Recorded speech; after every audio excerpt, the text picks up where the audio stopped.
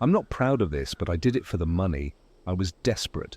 Rent was overdue, my credit cards were maxed out, and my car had been repossessed a week earlier. I had nothing left. I was scrolling through some dark web forums looking for any side hustle that could make me quick cash. That's when I found it.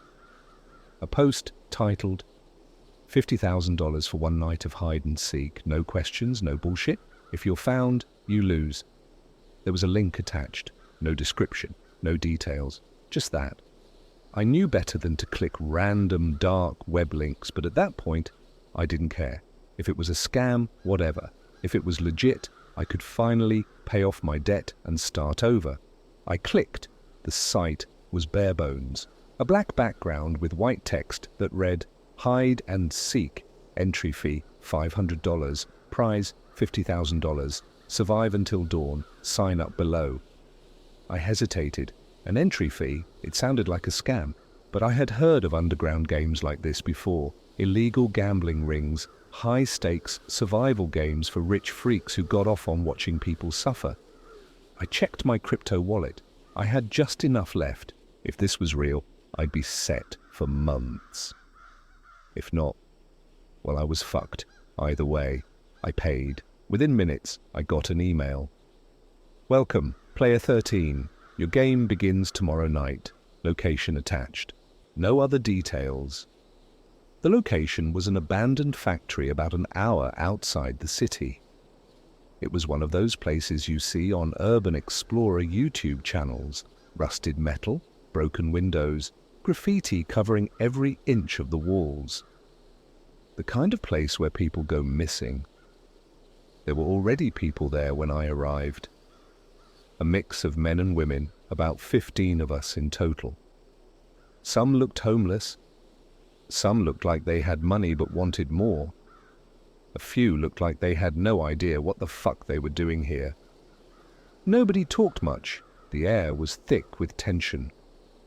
At exactly 10 p.m., a blacked-out SUV pulled up. 3 men stepped out, all wearing identical suits and masks. One of them carried a duffel bag. He set it on the hood of the car, unzipped it, and pulled out a stack of cash. You all know the rules, he said. Survive until sunrise. You win, you get paid, you get caught. Well, you won't have to worry about money anymore. A few people chuckled nervously. I didn't. I saw what was in the bottom of that duffel bag. Beneath the cash were knives, guns, a fucking machete. This wasn't a game, it was a hunt. You have 5 minutes to hide.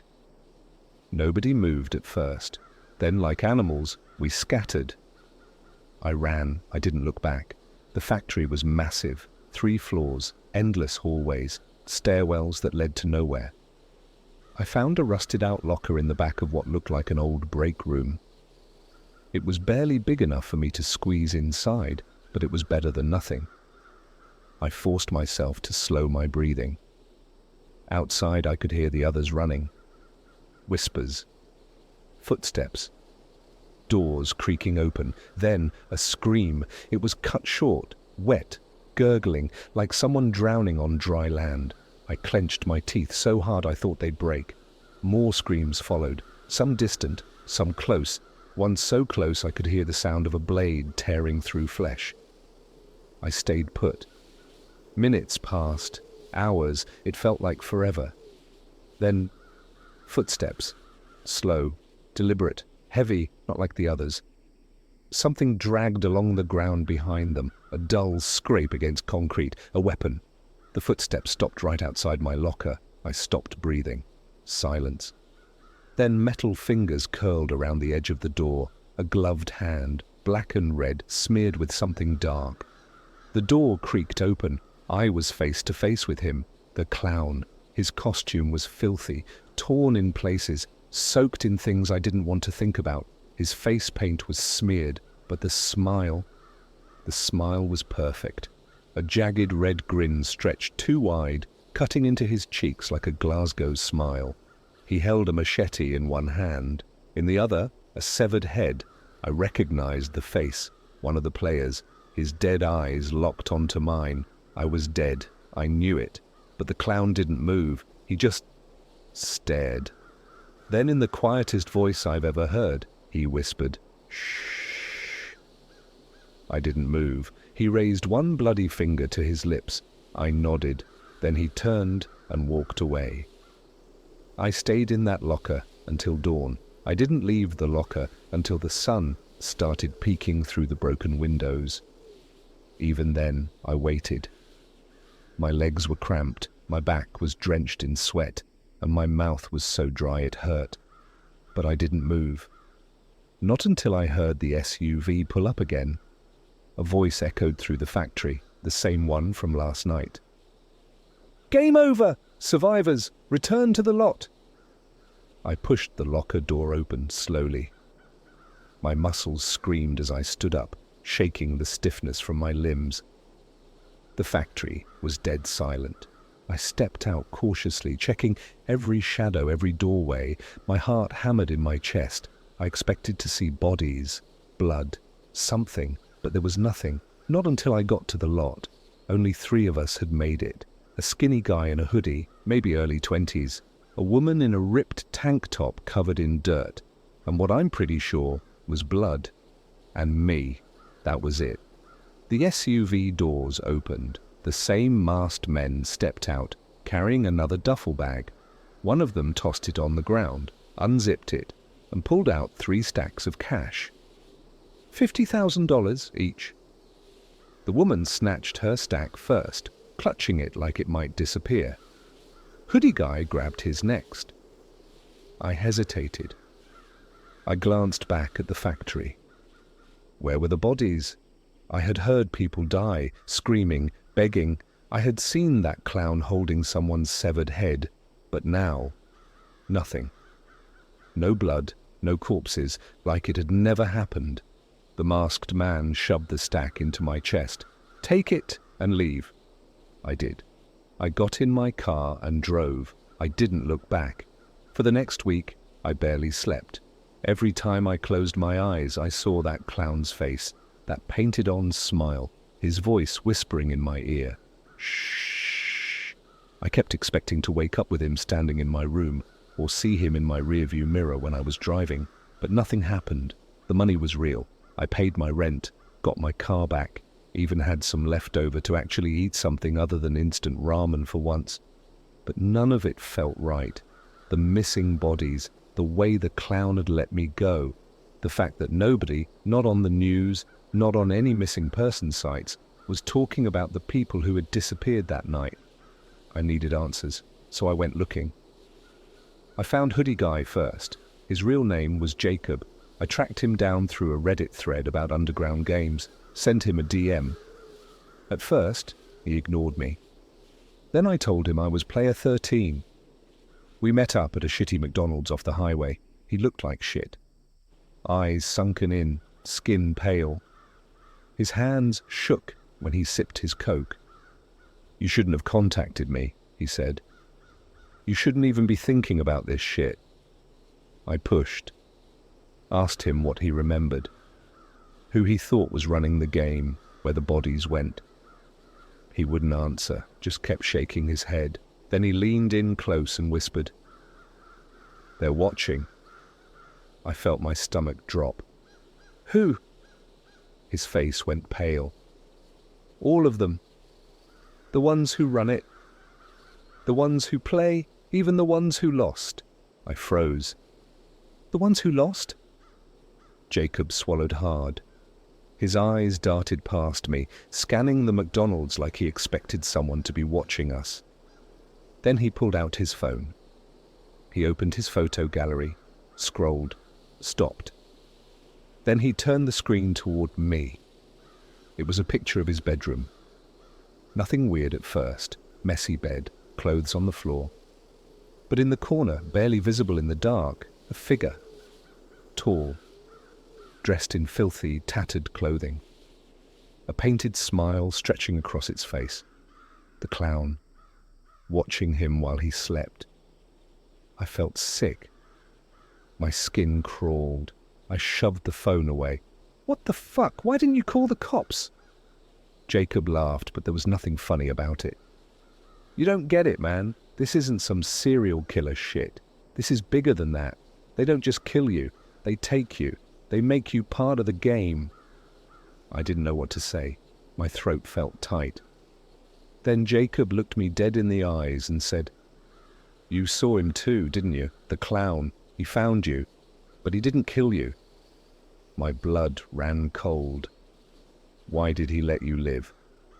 I couldn't answer because I didn't know, and that scared me more than anything. I left that McDonald's feeling worse than when I got there. Jacob was fucked. I could see it in his eyes. He wasn't just scared. He was broken. He looked over his shoulder like he expected something to crawl out of the walls at any second. And now, so did I. I barely made it to my car before I lost it. My hands were shaking so bad I could barely get the keys in the ignition. My stomach twisted into knots. I could still see that photo in my head, the clown, standing in Jacob's room, watching him. Had he been in my room too? I drove home fast, paranoid as fuck the entire way. Every car behind me felt like it was following. Every person on the sidewalk felt like they were staring. I ran 3 red lights just to get home quicker. The second I got inside, I locked everything. Front door, windows, even my fucking closet. I checked under the bed, behind the shower curtain, inside the kitchen cabinets. Stupid, I know, but I needed to be sure. Then I grabbed a knife and sat on my bed waiting. For what? I didn't know. I must have dozed off because the next thing I knew, my phone was buzzing. A text from an unknown number. "Check your closet." My stomach dropped. I stared at the screen, trying to convince myself it was a prank. Maybe Jacob fucking with me, but I knew it wasn't. I didn't want to do it, but if I didn't, I'd lose my mind. Slowly, I stood up. My feet felt heavy as I walked across the room. The closet door was shut. I reached for the handle, paused, listened. Nothing. I gripped the knife tighter and yanked the door open. Empty. I exhaled shakily, trying to slow my heart down. See? Just paranoia. Then my phone buzzed again. Another text. Not that closet. Cold sweat broke out across my skin. I turned, scanning my apartment. The only other closet was in the hallway. I didn't want to go near it. Every instinct screamed at me to get the fuck out of there, but I had to look. Slowly, I made my way down the hall. The closet door stood there, shut tight. It looked wrong. Like it was breathing. My hand trembled as I reached for the knob. Twist. Click. The door creaked open inch by inch. Darkness. And then a fucking arm shot out. Long. Pale. Too many joints. I stumbled back, nearly dropping the knife. The arm slithered out further, fingers stretching unnaturally, reaching for me. I slammed the door shut and ran, out of my apartment, down the stairs. I didn't stop running until I was in my car, gasping for breath. My hands shook as I turned the key, peeling out of the parking lot like something was right behind me. I didn't know where I was going. I just knew I couldn't stay there. I ended up at a shitty motel on the outskirts of town, paid cash, no ID. The room smelled like piss and cigarettes, but I didn't care. I locked the door, shoved a chair under the handle, and sat on the bed, knife in hand. My phone buzzed again. I almost didn't check it. I didn't want to see whatever fucked up message was waiting for me. But I looked. It was a photo of me, sitting on the motel bed. The timestamp said 2 minutes ago. I dropped the phone. My stomach twisted. I felt like I was going to throw up. I looked around the room, heart pounding, checked the windows, the bathroom. Nobody. But someone was watching. And then another text. Shh. I stopped breathing. The clown. He was here. I didn't sleep. I didn't even sit down after that text. I just stood there, gripping the knife so tight my fingers went numb, staring at the motel door like it was going to burst open any second. I was being watched. Not just watched. Hunted. I couldn't stay here. I couldn't go home. Hell, I didn't even know if running would do anything. But I sure as fuck wasn't going to sit around and wait for that thing to find me. I grabbed my keys and bolted. I drove for hours. No destination. No plan. just kept moving. The city lights blurred past me. My stomach was empty. My eyes burned from exhaustion, but none of that mattered. I kept checking my mirrors, watching the cars behind me. Was I being followed? Was he in the back seat? I glanced back so many times I almost crashed. I pulled into a gas station somewhere off the interstate, parked under the brightest light in the lot. My fingers fumbled as I grabbed my phone, checking my messages again. The last text still sat there, glowing on my screen. Shh. I deleted it. Blocked the number, not that it would do anything, but I had to do something. I got out, the cold air hitting me like a slap to the face. The station was mostly empty, just a bored-looking cashier inside and an old guy filling up his truck a few pumps away.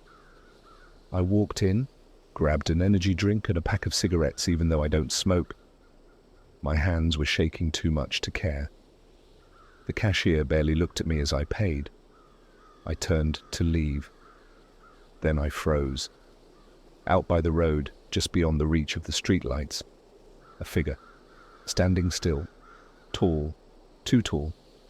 That painted smile stretched wide across its face. The clown. I felt like I was going to fucking puke. My whole body locked up, my brain screaming, "Move, run, get the fuck out."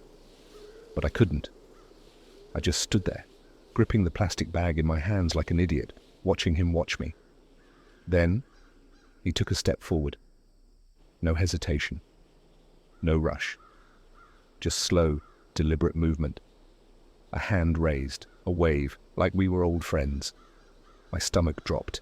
I turned and sprinted to my car. The automatic doors nearly didn't open fast enough. I could hear my own breathing, heavy and panicked, as I fumbled with my keys. I looked up. He was closer.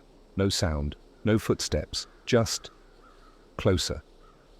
I fucking dove into the car, locked the doors, and peeled out of that gas station so fast my tires screeched. I didn't look back. I drove until I saw a Waffle House. I pulled in, parked right in front of the entrance, and went inside. It was nearly empty, just a couple truckers in the corner, and a waitress who looked like she'd rather be anywhere else. I picked a booth in the middle, where I could see every window, every exit. Ordered coffee, didn't drink it. Just sat there, eyes darting around the room, waiting. It felt safe. Safe enough to finally pull out my phone and check something I should have checked earlier. Jacob. I opened Reddit. Went to my messages, scrolled down to his DM. I typed, "Jacob, are you okay?" Nothing. I checked our last conversation. My stomach twisted. His last message was from hours ago. A single word. Run. I felt my breath hitch. Then I noticed something. His profile picture. It was different. Before it was some anime character. Now it was just black. No image, no name, just deactivated in grey text. I stared at the screen, my hands going numb. Jacob was gone. Not just gone, erased. I was fucked. I knew that now. Jacob had been right. This wasn't just a game, it was something bigger, something worse. They were watching, the ones who ran it, the ones who played, and the ones who lost, and the clown. I still didn't know why he let me live that night, but I had a feeling I was going to find out. Soon. I knew I wouldn't make it through the night. It wasn't just paranoia anymore. It was real. They were real. Jacob was gone, erased, and I was next. I sat in that Waffle House, gripping my coffee cup so tight it burned my fingers, staring at my reflection in the window. Outside, the parking lot was empty, too empty, like the world had just stopped, like it was waiting for something. I pulled out my phone. I don't even know why. Maybe I thought I could call someone. The cops? Useless? A friend? I had none. I checked my texts. New message, no number, no contact name, just one image. I tapped it with a shaky hand. It was my apartment, taken from the inside, a picture of my bed. Someone had been in my fucking home. I choked down bile. My skin crawled. Then another message. Come home. Fuck. Fuck. I put my phone down like it was a live grenade. My heart was hammering. My mouth was dry. That's when I noticed something. The waitress, she was staring at me, not like I was some weirdo who had been sitting here too long. Not like she was about to tell me to leave. Number, it was different. Her eyes were empty. Not blank, not tired, fucking empty. She smiled. And then, in a voice that wasn't hers, she whispered, "Shh." The world tilted. My vision blurred. The diner lights buzzed too loud. I shoved back from the booth, nearly knocking over my coffee. The truckers in the corner didn't even look up. Like they hadn't heard a fucking thing. I bolted for the door. I drove like a maniac, ignoring every red light, every speed limit. My brain screamed at me not to go home, but I had no choice. They had been there, inside. Maybe they still were. Maybe they were waiting. I pulled up to my complex, tires screeching. The parking lot was deserted. The streetlights flickered. Something felt wrong. Office. The air was too still. No sounds, no cars, no dogs barking. Just a heavy, suffocating silence, like the whole world was holding its breath. I stepped out of my car, clutching my keys so hard they dug into my palm. My legs felt stiff. My body knew I was walking into something bad, but I went anyway. The second I stepped inside my apartment, I knew I wasn't alone. The air was thick, heavy. The lights were off, but the place felt full. I moved slowly, barely breathing. The floor creaked under my steps. I reached into my pocket, pulling out my knife, my only fucking defense. I made it to the living room. Then I saw it. A new photo on my coffee table, a printed Polaroid. My hands trembled as I picked it up. It was me, from behind, standing right where I was now. I dropped it, spun around. Nothing. Fuck this. Fuck this. I bolted for the door. I didn't make it. The lights exploded, every bulb bursting in a shower of sparks. The TV flickered on, static, blaring. The walls shook. And then laughter. Low, guttural, inhuman. I turned. He was there, the clown, standing in my fucking hallway, grinning. His filthy costume sagged against his frame, soaked in something dark. His skin, if it even was skin, looked stretched, too tight over his face. And his mouth, too wide, too fucking wide. He took a step forward, then another, slow, deliberate, playing with me. I wanted to run, needed to run, but my body wouldn't move. I opened my mouth to scream, but before I could, he raised a finger to his lips. Shh. The world ripped apart. I don't know how long I was out. When I woke up, I was somewhere else, a room. Dark, cold, concrete walls, no windows, one door. I sat up too fast, my head pounding. My clothes were damp. My hands were smeared with blood? Number, not mine. I scrambled to my feet, panic rising. The door creaked open and they walked in, not just the clown, the others, dozens of them, figures in the dark, smiling, watching, a man with no eyes, a woman with a twisted neck, her head lolling unnaturally, a child missing half its face, all of them staring at me like I was one of them now. And then, behind them, the clown stepped forward. He crouched down to my level, his grin stretching wider. I was shaking, my whole body locked up. Then he leaned in, his breath hot against my ear, and whispered, "Your turn to seek." I don't know how long I've been here. Days? Weeks? There's no time in this place, no escape, just the game. And now I play, every night I hunt, because if I don't, they'll hunt me.